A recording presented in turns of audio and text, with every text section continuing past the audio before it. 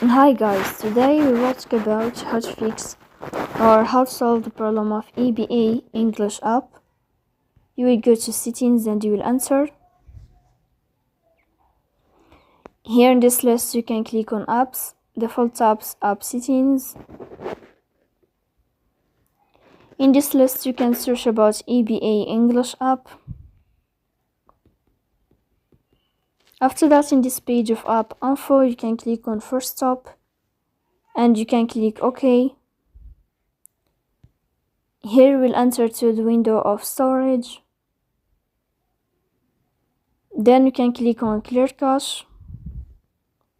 But pay attention, don't click clear data because that can delete your account. So please don't forget to support us by like and subscribe.